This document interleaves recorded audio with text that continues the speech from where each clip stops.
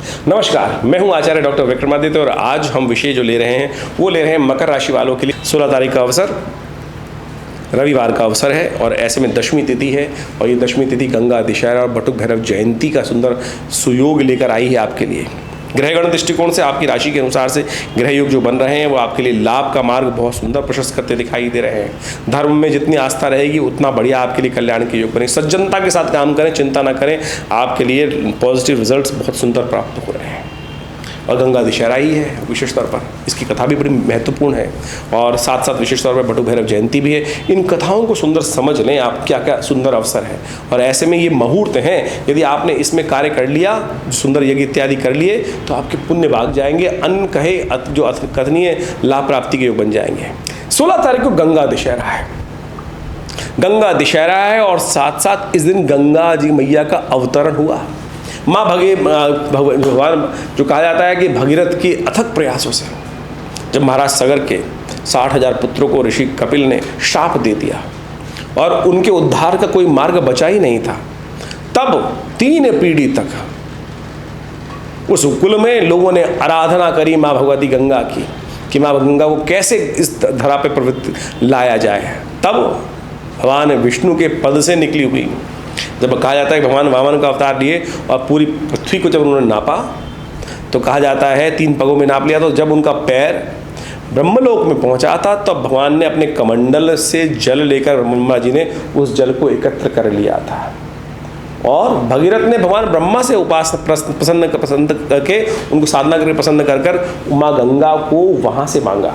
और कहा जाता है कि भगवान शिव ने अपने सिर पर धारण किया उनको और भगीरथ के अथक प्रयासों से इस गंगा जेठ मास के शुक्ल पक्ष की दशमी के दिन ये गंगा वहाँ से निकली और कहाँ वो वहाँ उनको लेकर गंगा सागर पर पहुँचते हैं। किस दिन? मकर संक्रांति के दिन, यानी इस दिन माँ गंगा का पदार्पण हुआ और 6 महीने बाद करीब करीब वो मकर संक्रांति के दिन गंगा दशहरा जिस दिन विशेष तौर पर वहाँ पहुँचती हैं जहाँ सागर से माँ गंगा का मिलन होता है उस क्षेत्र में जाकर विशेष तौर पर उस दिन उनका पुण्य लोगों पर गमन हुआ। तो ये बड़ी सुंदर कथा है शास्त्र के दृष्टिकोण से, इसका अध्ययन आपको करना चाहिए। तो इस दिन विशेष तौर पर अपने ग्रहों के दृष्टिकोण से आपको समस्त रूप से पूजन करते हुए भगवान शिव पर देखिए ये सुंदर योग बन रहा है। इसके साथ साथ बटुक भैरव जयंती का भी सुंदर योग बन रहा है। बटुक भैरव भगवान साक्षात शिव के अंश हैं। कहा जाता है उनके पिता ने अनन्य श्रद्धा के साथ भगवान से प्रार्थना करी और कहा कि शिव पुत्र के रूप में उनको प्राप्त हो और कहा जाता है शिवलिंग से ही साक्षात मनोकामना अष्टक जो शब्द जो है विशेष तौर पर उनका स्तोत्र है, उसी प्रार्थना करते हुए भगवान शिव साक्षात जो 8 वर्ष के बालक के रूप में उपस्थित हुए वो बटुक भैरव के रूप में कहे जाते हैं। और ये अद्भुत है, इनकी जयंती समस्त अनिष्टों को दूर करने वाली है। जीवन में यदि कोई कष्ट इत्यादि, भूत प्रेत इत्यादि, असंग नजर लगने वाली समस्या हो जाती है बच्चों को, तो ये मंत्र है ओम ह्रीं बटुकाय आपद उद्धारणाय कुरकुर बटुकाय ह्रीं स्वाहा, इसका लगातार यदि यज्ञ कर लिया जाए और इस दिन विशेष तौर पर उनकी जब जयंती है और रविवार का दिन पड़ रहा है, ये बहुत सुंदर योग बन रहा है। तो उनका विशेष तौर पर खीर के द्वारा मीठे गुलगुले बनाकर उनके द्वारा हवन करने से कहा जाता है समस्त कष्टों को दूर करने के योग बनते आते हैं। ये शास्त्रोक्त कथा है, इसको अवश्य उनके निमित्त हमें करने का प्रयास करना चाहिए, ये बहुत सुंदर रहेगा। तो अवश्य इस दिन ये करने का प्रयास कीजिए, आपकी राशियों के अनुसार से परिवर्तन का योग बहुत सुंदर बनेगा। तो इस प्रकार से इन सुंदर कार्यों को कर आप सुंदर तरीके से अपने पुण्यों को जगाने का प्रयास करें। भारतीय संस्कृति में इन मुहूर्तों को विशेष महत्व दिया गया है। 17 तारीख के दिन सोमवार का अवसर है, एकादशी तिथि है। तुला राशि में चंद्रमा का पदार्पण रात्रि में हो गया है और ये आपके लिए ग्रहों का योग अच्छा बनाता दिखाई दे रहा है, आपके लाभ को बढ़ाता दिखाई दे रहा है, आपको सफलता का स्वाद चखाता दिखाई दे रहा है, बड़े संपर्कों से लाभ होने के योग प्रशस्त होते दिखाई दे रहे हैं। इस दिन निर्जला एकादशी है, स्मार्तों के लिए एकादशी का योग बन रहा है। तो सब लोग आनंद भाव से जल का दान कर जनमानस में पानी पिलाकर सब रूप से कल्याण का योग बना सकते हैं। देखिए स्वास्थ्य के दृष्टिकोण से ग्रह आपके थोड़े से कहीं ना कहीं उधर संबंधित रूप देने के, एंजाइटी संबंधित रूप देने के योग बना रहे हैं। तो इस दिन सुंदर तरीके से भगवान महामृत्युंजय मंत्र का जप करते हुए भगवान महामृत्युंजय का अभिषेक करें। ओम हौं जुं सह ओम भूर्भुवः स्वः ओम त्र्यंबकं यजामहे सुगंधिं पुष्टिवर्धनम् उर्वारुकमिव बन्धनान् मृत्योर्मुक्षीयमामृतात् स्वभुवः भू ओम सह जुं हौं ओम। ये महामृत्युंजय मंत्र है। इसके मंत्र का जप करते हुए भगवान शंकर का शुद्ध जल से अभिषेक करने से समस्त प्रकार के अनिष्ट दूर होने के योग बनेंगे। हो सके तो भगवान विष्णु का शालिग्राम स्वरूप का सुंदर अभिषेक कर उनका चरणामृत ग्रहण करने का प्रयास करें, वो भी आपके लिए अनुकूल रहेगा, अच्छा रहेगा, भगवान का आशीर्वाद मिलेगा और आने वाले समय में विजय प्राप्ति के योग बनेंगे। देखिए आपके लिए बहुत सुंदर है, 7.5 चल रही है, तो इसलिए ये उपाय हम बताते रहते हैं, अवश्य करने का प्रयास किया कीजिए।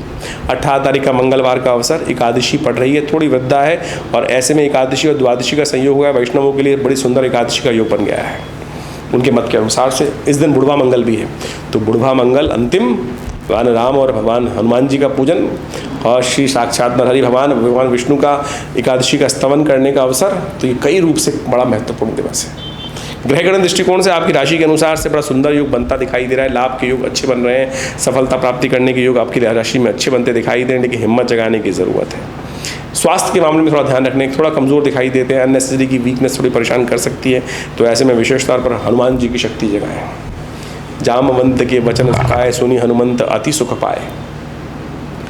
तो विशेष तौर पर जब आप अपनी शक्ति भूले बैठे हैं, तो ऐसे में हनुमान जी का स्तवन कर बुढ़वा मंगल जो पड़ रहा है, ये आपके लिए बड़ा सुंदर रहेगा, कल्याणकारी योग बनेंगे। तो अवश्य भगवान का स्तवन करें, विशेष पूजन करें, कल्याण के योग बनते दिखाई देंगे आपको। 19 तारीख का अवसर बुधवार, द्वादशी तिथि, और ऐसे में ग्रहों का परिवर्तन का योग जो बन रहा है और ये आपके लिए बड़ा गजकेसरी योग का निर्माण कर रहा है, गोचर में आपके लिए अच्छा रहेगा। प्रदोष का योग भी है, बुद्ध प्रदोष का योग भी है, तो ऐसे में बिल्वपत्र भगवान शंकर पर अर्पित कीजिए। बुद्ध चल रहे हैं अस्त इन दिनों, और बुद्ध अस्त जो चल रहे हैं ये आपके लिए कहीं ना कहीं समझ लीजिए सही समय पर सही बुद्धि का लाभ नहीं दे रहे हैं, तो ऐसे में विशेष तौर पर नित्यपति भगवान शंकर पर बिल्वपत्र अर्पित करें। शास्त्र कहता है अखंडैव बिल्वपत्रैः च पूजये शिव शंकरम कोटिकन्या महादानम बिल्वपत्रम शिवार्पणम। और इस जेठ के महीने में जो बिल्वपत्र मिलते हैं ना, इस गर्मी के मौसम में, सारे के सारे शुद्धि होते हैं, उसमें कटाफटा नहीं होता है आमतौर पर। आगे जाकर जब आश्विन के बाद आ जाते हैं तब कटफट जाते हैं, लेकिन इस समय तो बड़े कोमल कोमल पत्ते भगवान के पेड़ से निकल रहे हैं, सुंदर तरीके से उसको अंगूठों से निकल कर और फिर भगवान को अर्पित करें एक एक कर। बुद्ध भी जागेंगे, शुद्ध योग बनाएंगे, बुद्धि का सही रास्ता मिलेगा, कल्याण के योग बनेंगे। गजकेसरी योग चल रहा है, निर्माण लाभ की स्थिति बनता दिखाई दे रहे हैं। 20 तारीख का अवसर बृहस्पतिवार का दिन, त्रयोदशी तिथि है, ग्रह नक्षत्र आपके अनुकूल बनते दिखाई दे रहे हैं। थोड़ा सा ध्यान रखते हुए कार्य करने की ज़रूरत है फिर भी, क्योंकि मन का स्वामी चंद्रमा जो है वो विशेष तौर पर थोड़ा कमज़ोर है। फिर भी मंगल दिख रहा है, हिम्मत जगा रहा है, लेकिन बाहर से फूला दिखाई दे रहा है, अंदर से मन कहीं डर रहा है। डरिए मत, लाभ के योग हैं, चिंता ना करें, आगे बढ़ने का प्रयास करें, गुरुजन का आशीर्वाद लेके काम करें, लाभ होगा। ज्योतिष एक बहुत गूढ़ विषय है। ज्योतिष के 2 भाग हैं, एक गणनाएं हैं और दूसरा उसका फलित भाग है। भारतीय संस्कृति ने, भारतीय ऋषि मुनियों ने, मनीषियों ने जो पौराणिक काल के अंदर और उपनिषद काल के अंदर इस ज्योतिष विज्ञान को पंचांग के साथ जोड़ते हुए, एस्ट्रोनॉमिकल पॉइंट ऑफ व्यू से जोड़ते हुए गणित को फलित के साथ जोड़ा और कई अपने अनुभवों से ऐसे उपाय शास्त्र में वर्णित किए जिनको हम आज उत्सव मुहूर्तों के रूप में जानते हैं। ये उत्सव वास्तविक तौर पर मुहूर्त है, और हमने इस कार्यक्रम के माध्यम से, अपने आश्रम के माध्यम से जो अपना एक चैनल बनाया आचार्य वाणी, उसमें हम इन्हीं पौराणिक उपयोगों को लेकर, प्रयोगों को लेकर, पुरानी कथाओं के माध्यम से जो ये मुहूर्त आते हैं वही वास्तविक तौर पे आपके कष्टों का निवारण का योग बनते हैं।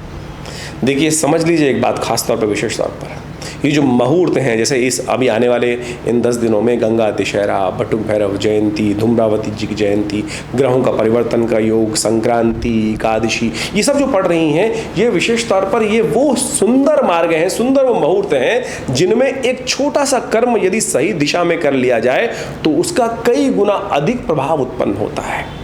आमतौर पर आज जो लोग जो ज्योतिष के अंतर्गत आ गए हैं, अपने आप को रखने का प्रयास करते हैं, वो सारे के सारे टोटके और फालतू जो विशेष तौर पर शास्त्रोक्त नहीं है, उन प्रयोगों को लोगों के समक्ष रखने का प्रयास करते हैं और भ्रांति ऐसी उपस्थित कर देते हैं कि वो शास्त्र के साथ सम्मत बात कर रहे हैं। तो ज्योतिष टोटकों का विज्ञान नहीं है। ज्योतिष के साथ साथ यदि अध्यात्म को और शास्त्र पुराणों को, वैदिक कथाओं को, वैदिक रहस्यों को यदि समझने का प्रयास करें, हमने उसी को जोड़ के आपके समक्ष इन समस्त उपायों को बताने का प्रयास किया, और उन उपायों को आप सही रूप में, सही दिशा में, हमारे मनीषी गणों ने जो व्यवस्था करी, पंचांग के दृष्टिकोण से आप देखें, हर रोज़ कोई ना कोई उत्सव है। भारतीय संस्कृति एक ऐसी संस्कृति है जिसमें हर रोज़ कोई उत्सव है। हमारे यहाँ मरण दिन नहीं मनाया जाता, मरण दिन नहीं मनाया जाता। हमारे यहाँ सब आनंद उत्सव है, जीवंत संस्कृति है भारतीय संस्कृति। और नई दिशा, नया सूर्य, नया कुछ उत्पन्न करने के लिए, नया लाभ देने के लिए उत्पन्न होता है हर रोज़, उदय होता है हर रोज़।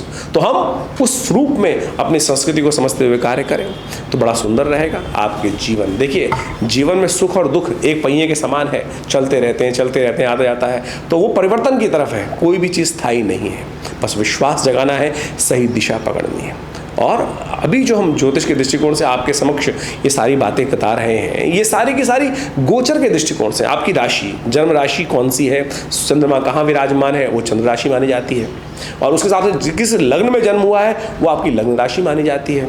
तो उन सबको समझकर ज्योतिष की गणनाओं को आपके जीवन में उतारने का, हमको समझने का और फिर आपको बताने का प्रयास किया जाता है। हम यहाँ राशि के गोचर के प्रभाव के अनुसार से आपको बताते हैं।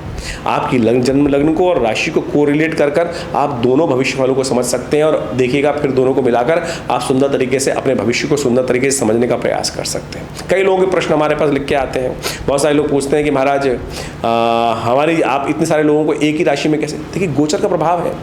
संसार में ज्योतिष के दृष्टिकोण से पूरे संसार को 12 ही भागों में तो बांटा गया है, लेकिन जनरल कैरेक्टर के तौर पर गोचर के प्रभाव को हम समझ सकते हैं। ये एक अलग विशेष तौर पर व्यवस्था है कि व्यक्ति अपनी जन्मपत्री में कौन से ग्रह लेकर आया है, किस प्रकार की अवस्थाएं, कौन सी दशाएं हैं, कौन से ग्रहों की कितनी शक्ति है, वो सब उसकी जन्मपत्री से निकालने का प्रयास किया जाता है और समझने का प्रयास किया जाता है। और फिर हम प्रत्यक्ष रूप से वर्तमान, भविष्य, भूत को समझते हुए, ग्रहों की दिशाओं को समझते हुए उनके भविष्य में आने वाली कष्टों को दूर करने का योग बहुत सुंदर बना सकते हैं। ज्योतिष एक बहुत गूढ़ विषय है।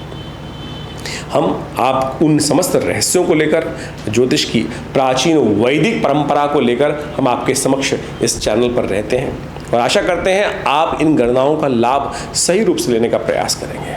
आज हर क्षेत्र में देखिए, सुनिए क्या होता है कि बड़े अच्छे जो व्यवस्थाएं करते हैं, अच्छे से अच्छे लोग हैं, खराब से खराब लोग। ज्योतिष पैसे कमाने का जरिया नहीं है और हम इन सब के माध्यम से आपके समक्ष ऐसे उपाय बताने का प्रयास करते हैं। बहुत सारे लोग तो ज्योतिषी आप देखें, जितने भी जो लोग जहाँ भी जाते हैं, या तो अंगूठियों पे अंगूठियाँ 15-15, 20-20 अंगूठी, मालाएं, और ये मुझे भी कहा जाता है कई बार विभिन्न चैनलों के माध्यम से। मैं विभिन्न भारत के टॉप मोस्ट चैनल्स पे रहा और रहता हूँ अभी भी। और वहाँ पे कई बार जब आरंभ में गया था तो कहा जाता कि महाराज आपको बैठना है तो आपको मालाएं पहननी पड़ेंगी, अंगूठियाँ पहननी पड़ेंगी। तो हमारा शुरू से एक मत रहा है, और हमारे साथ जिन्होंने भी कार्य किया है, कर रहे हैं, वो इस बात को समझते होंगे कि हमने कभी इस आडंबर में ज्योतिष को नहीं डालने का प्रयास किया। अपने बाहुबल पर, अपने मनोमस्तिष्क पर विश्वास रखें, उस परमात्म तत्व पर विश्वास रखें, मंत्र पर विश्वास रखें, अपने ज्ञान पर विश्वास रखें, वही आपका कल्याण करेगा। इसका कतई ये मतलब नहीं है कि नग खराब है, मालाओं का प्रभाव नहीं, सबका प्रभाव है। लेकिन सबसे पहले उन पैसों को खर्च करने से पहले, सुनार को पैसे देने से अच्छा ये है कोई गरीब व्यक्ति को दान कर दो। ज्योतिष बहुत सरल विषय है, यहाँ कहीं पैसे की बात नहीं है। तो इस बात को हम समझते हुए आपको कार्य करना चाहिए और अपने जीवन में सही सिद्धांत को समझने का प्रयास करना चाहिए। तो ज्योतिष को सही रूप से समझेंगे तो जीवन में कल्याण का मार्ग अवश्य प्रशस्त होगा। और हमने इस क्षेत्र में विवेकानंद योगाश्रम, जो हमारा संस्थान है, पिछले करीब 60 सालों से लगातार कार्य कर रहा है। हमारे पिता आचार्य श्री केशव देव जी महाराज के द्वारा सुंदर तरह से आश्रम की व्यवस्था की गई।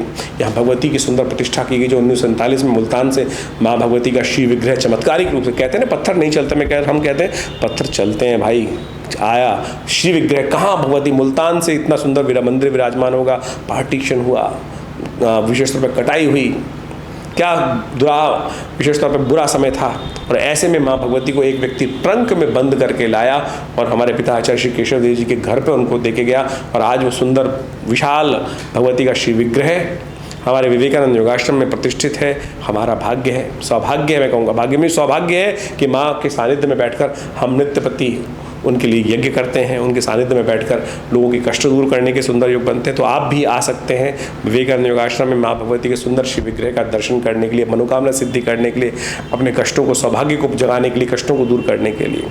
हमारे आश्रम पर नित्य 8 घंटे आज भी यज्ञ होता है और बहुत सारे भारतीय पराविद्याओं पर पिछले करीब 50-60 सालों से लगातार शोध चल रहा है। मुद्रा विज्ञान के द्वारा, विभिन्न यज्ञ मंत्र के द्वारा, विभिन्न प्रकार से कई शोध के कार्य किए गए हैं। हॉस्पिटल बनाया गया योग विज्ञान का, प्राकृतिक चिकित्सा का, आयुर्वेद का, जो भारत सरकार के साथ कार्य कर रहा है, पैनल पर है दिल्ली गवर्नमेंट के, सेंट्रल गवर्नमेंट के, और समस्त प्रकार से हज़ारों लोग इस सुविधाओं का लाभ ले रहे हैं। आप भी अध्यात्म से जुड़ें, अध्यात्म का सही रूप समझें, जो विभिन्न प्रकार से भारतीय संस्कृति में कर्मकांड के सिद्धांतों के अनुसार से बताया जाता है। विभिन्न समय में वो सब प्रकार के अनुष्ठान अभी बहुत जल्दी गुप्त नवरात्रि आरंभ हो रहे हैं और विशेष यज्ञ जुलाई के अंदर गुप्त नवरात्रों में रहेगा आश्रम पर, और उन 9 दिनों में सहस्त्र चंडी का सुंदर कार्यक्रम रखा जाएगा। आप उन सब कार्यक्रमों में सम्मिलित होकर माँ भगवती का सानिध्य प्राप्त कर अपने जीवन के कष्टों को दूर करने का प्रयास करेंगे तो बहुत सुंदर रहेगा।